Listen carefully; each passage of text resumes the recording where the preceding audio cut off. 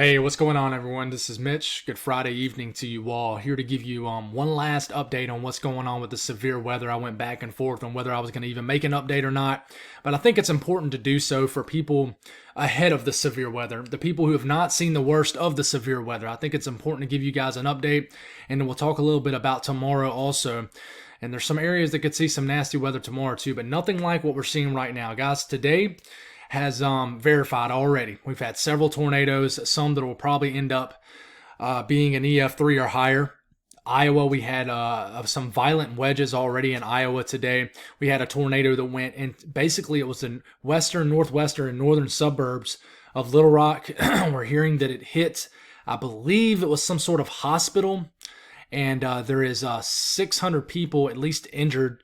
It's kind of an exact number, but of course, we're not going to know anything exact right now with this ongoing event. There's some misleading guidelines. Some guidelines have said 600 people dead. I don't think that's true, but unfortunately, I'm thinking that we're going to hear about some fatalities, and that was the goal.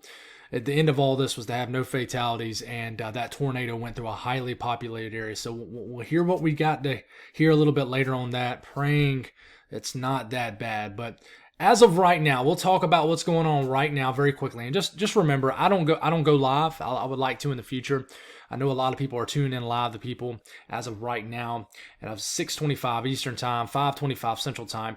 But this is really the textbook storm right here. This is moving north of Memphis.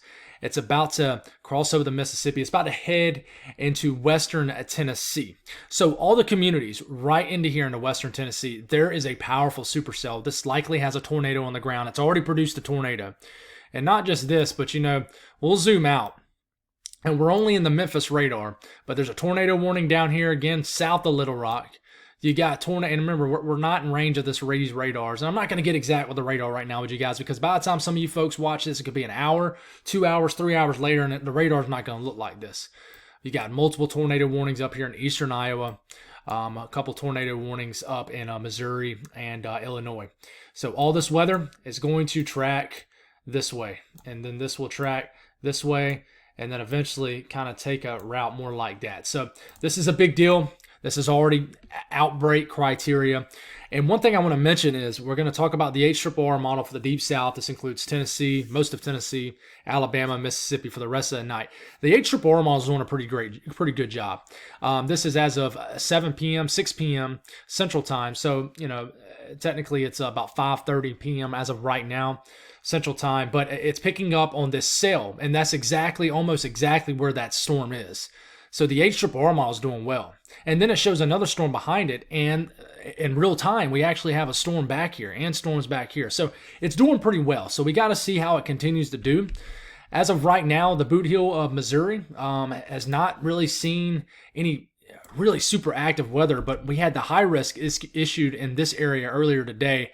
And as we're moving, I can tell you the environment is very hostile. It is loaded for tornado development over the next few hours. Okay, you keep this going. At this point, we'll stop it. It's around 9 p.m. You got supercells potentially all the way from northern Louisiana, all the way now fully moving over into the into the state of Mississippi and northwest Mississippi, and they are very slow moving. So they're not really slow moving. They move into one area and then they reform again. And, you stop it. This is 10 p.m. The storms are finally just east of Memphis. I would say your severe weather threat's done at this point. But this is slashing through western Tennessee, northern sections of Mississippi, some nasty storms in northern Louisiana. And then I think the tornado threat begins to lessen as we get closer to midnight. And this entire line, this just went through Oxford around midnight. This entire line is starting to enter northwest Alabama, like Florence, Alabama, knocks on the door of Huntsville, Alabama around 2, 3 a.m., it blasts through, I would say, Nashville. I think you folks up in Nashville and the surrounding towns and communities of Nashville, right around midnight tonight. These storms will make their way through, and then Huntsville, and then we'll see how much they maintain all the way down here into Alabama. But this is what it looks like over the next couple hours. We're going to be dealing with supercells for the next few hours, and I think they'll congeal into a line of storms, and these will have a chance to produce damaging winds and embedded tornadoes. We can't just totally ignore that, okay? We'll go up here to the Midwest and the Ohio Valley. Very active times ongoing right now. These storms, that the HRRR model is saying is right here, right now, is doing pretty well, and they are tornado warned. And they will continue to slash through the state of Illinois 7, 8, 9 p.m. And I think some nasty weather can move into Chicago, I would say around 8 to 9 p.m. But due to the stable air with the cool waters of Lake Michigan, I think that it will prevent any kind of tornado development, but you never know. But I mean, so you stop it right here. These are the, and I don't have my Google Maps up, so I can't really talk on this, but you stop it right here, and there is some destructive looking storms that are possible, in southern Illinois here in the next couple hours. This is an awful looking storm right here in southern Illinois. Not saying that's exactly where it's going to be. This is around 8 p.m. Central Time. It's like I said, it's around 5:30 right now. Next 2.5 hours, watch southern Illinois. Watch western Kentucky, Mayfield, Paducah. Please watch out for supercells. The environment is very favorable for all hazards. Okay? And you keep this going. I say that the severe weather threat for Illinois will be done by about 10, 11 p.m. But this is continuing to work its way through the state of Kentucky. Indiana, Indianapolis, I would say just before midnight. Bloomington, just before midnight. Evansville, this will probably move through your area around 8 to 9 p.m.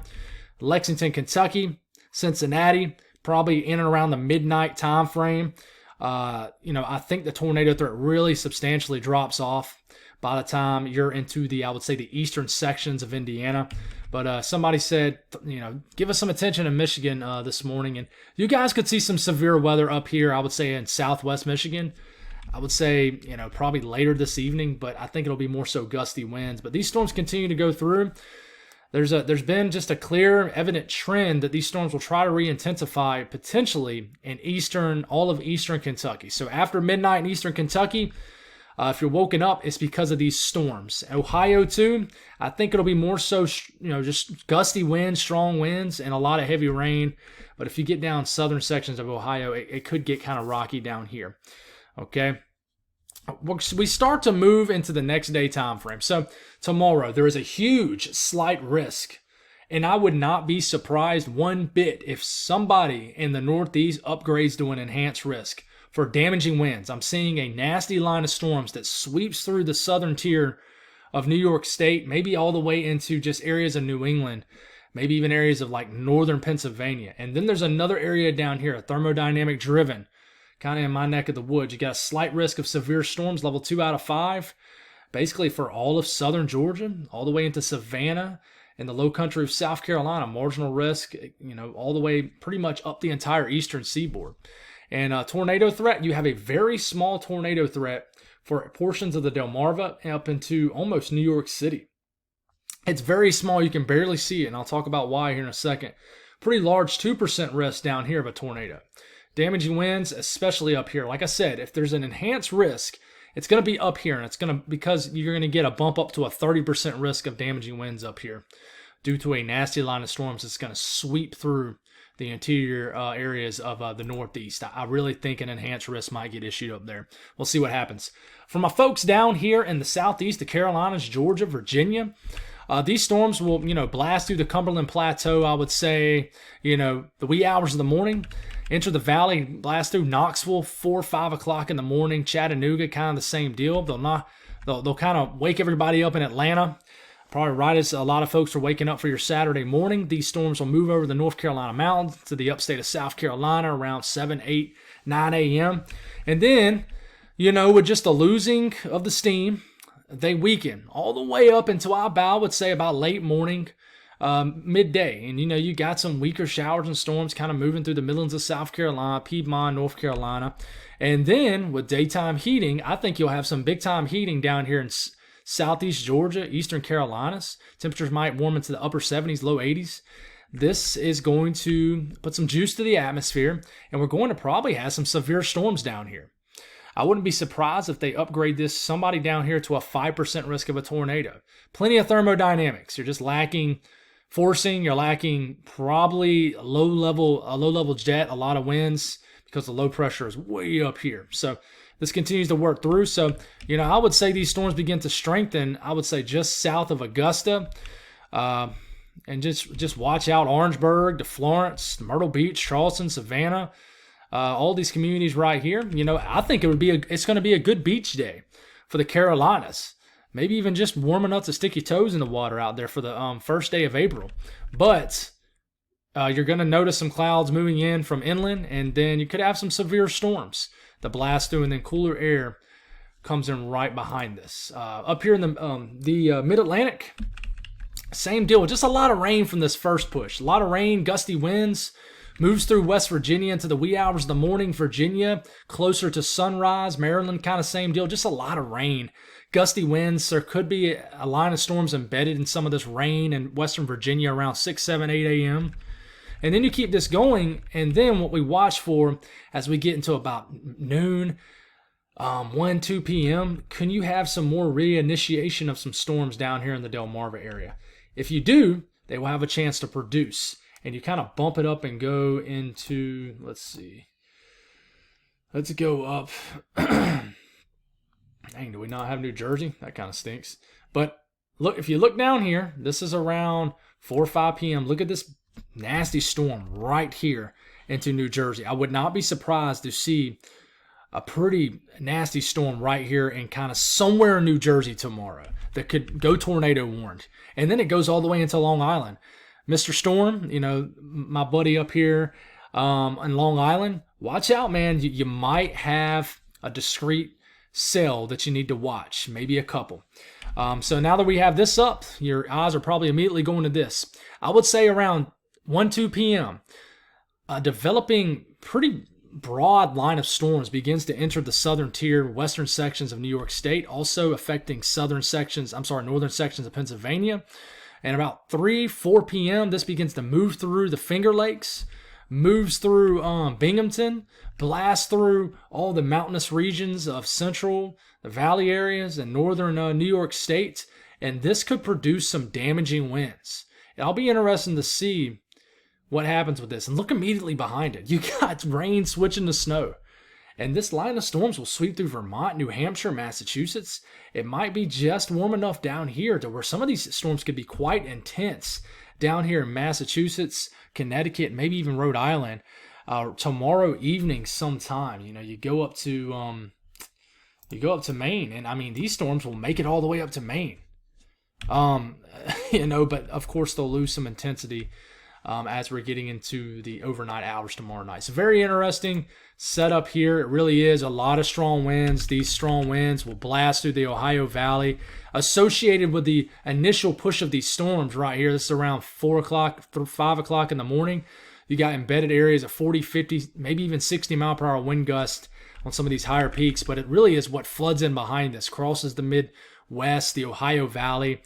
Mid-South, you got winds gusting from Missouri all the way to Pennsylvania to West Virginia, the mountains of the Southern Alps, around mid to late morning all the way into early afternoon from 40 to 50 mile per hour winds. And then this gets quite intense for the Southern Appalachian Mountains tomorrow afternoon.